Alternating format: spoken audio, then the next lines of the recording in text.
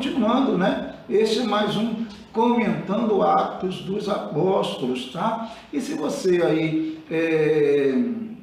gostar da instrução, gostar da mensagem, entender que é importante a mensagem, a instrução que é dada, então você pode compartilhar e também você pode, lógico, né, se inscrever no meu canal, que eu sempre coloco o link aí, tá? Vamos lá então. Capítulo 15, nós estamos aqui no capítulo 15, né? E agora nós vamos ao verso 22, né? Quem está acompanhando aí, texto, né? Um texto ontem, outro hoje, e amanhã vai ser outro, tudo no livro de Atos, tá? Por isso o título dessa série é Comentando Atos dos Apóstolos, tá bom? Então vamos lá, o verso 22. O tema hoje deixa eu ler aqui o tema, né, que eu coloquei, que eu escrevo o tema todos os dias, né? Uma carta com as resoluções do concílio enviada à igreja em Antioquia. Vou falar novamente. Uma carta com as resoluções do concílio enviada à igreja de Antioquia. Resoluções do concílio em Jerusalém, que deve ter acontecido por volta do ano 49 depois de Cristo, tá? Esse aqui é chamado o primeiro concílio da igreja cristã, tá? É isso daí, certinho? Então vamos ao verso 22, 15, 22. Então pareceu bem aos apóstolos e aos presbíteros, com toda a igreja, tendo elegido homens dentre eles, enviá-los juntamente com Paulo e Barnabé. E diz aqui mais, né? A Antioquia foram Judas, chamado Barsabás, e Silas, homens notáveis entre os irmãos. Esses homens aí, Barsabás, que é filho de Sabá, ou filho de Shabat, que é filho do sábado, Barsabás. Bar, sempre no hebraico, vai ser filho, né? E Silas, né? Que é a mesma expressão, é chamado também de Silvano também. Bom, esses homens eram homens notáveis e a Bíblia os chama de profetas, né? Esses dois, certinho? Então, a decisão é a seguinte: eles tomaram a decisão lá, a gente já sabe qual a decisão. Vai na carta, decisão, no conteúdo da carta vai lá escrito tudo bonitinho, né, o que eles decidiram.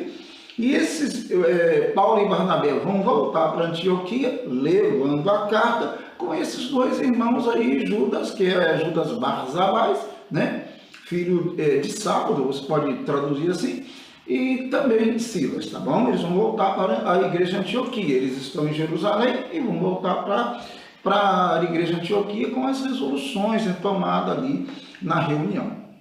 Muito bem. O 23 diz assim: escrevendo por mão deles, os irmãos, tanto os apóstolos como os presbíteros, que são líderes da igreja, né?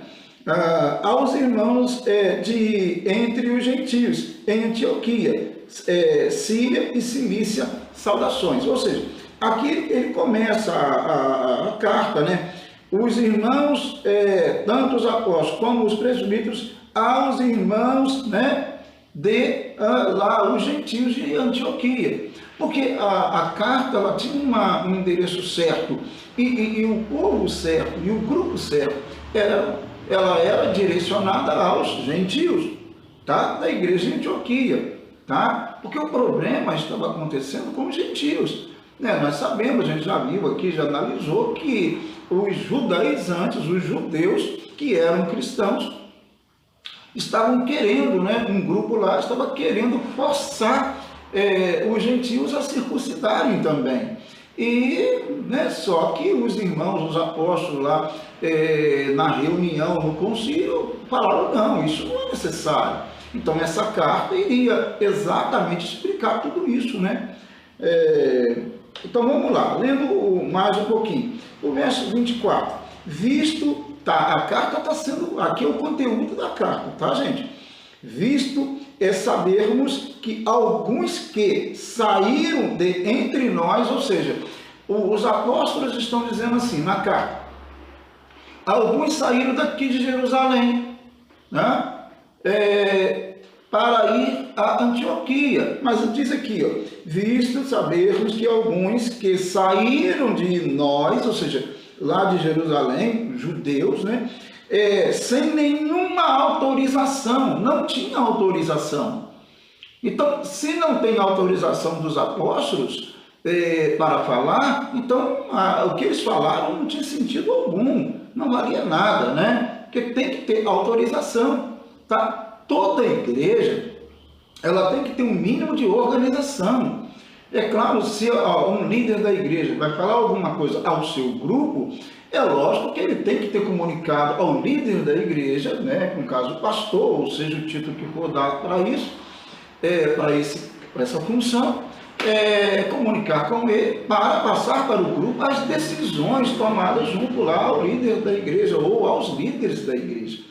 Ela pode tomar uma decisão de qualquer maneira, sem autorização daqueles que são autoridades. E as autoridades ali, daquele contexto ali da igreja primitiva, eram, claro, as maiores autoridades eram, claro, os apóstolos, né? Que também não decidiram nada assim, de qualquer maneira. Eles conversaram com os demais líderes e também com a própria igreja ali, reunida ali em Jerusalém, tá bom? No tal concílio que nós falamos. Isso aí. Então eles não tinham autorização, vos tem perturbado com palavras, transtornando a vossa alma. Ou seja, esses irmãos radicais, judeus radicais, eles simplesmente foram lá em Antioquia, falaram o que eles entenderam que deveriam falar, sem autorização de ninguém, tá? E falaram. E agora os apóstolos estão mandando uma carta para quê? Dizer aos irmãos de Antioquia, esse pessoal que falou aí, que era para vocês circuncidar, que estão obrigando vocês a obedecer os preceitos da lei mosaica, né? Esse pessoal aí não tem autorização nenhuma, não tem autoridade nenhuma. Não tem autoridade, pronto, acabou. Né? É isso que a carta está dizendo, em outras palavras, né? Bom, o verso 25 diz: pareceu-nos bem, chegados a pleno acordo, ou seja, lá na reunião, né, no concílio, eleger alguns homens e enviá-los a vós outros com os nossos irmãos, com os nossos amados, Barnabé e Paulo, quer dizer, os irmãos que eu já mencionei aqui, que é Judas e Silas. Tá? Judas, que depois dessa reunião aqui, ele volta para Jerusalém, e Silas vai continuar lá e vai ser um grande companheiro de Paulo, né?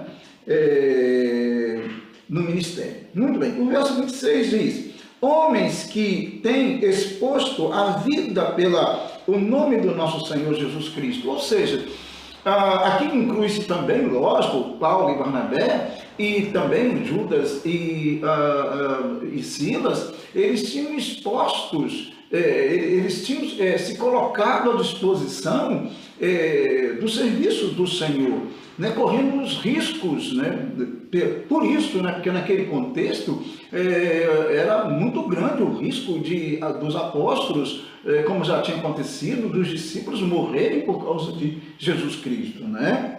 É isso aí. E o verso 27 diz: enviaram, portanto, Judas e Silas, os quais pessoalmente vos dirão também estas coisas. Ou seja, então Judas e Silas, junto com Paulo e Barnabé, saíram de Jerusalém, chegaram em Antioquia, e isso que está na carta, né? Está na carta, isso aqui é a carta que eu estou lendo, né?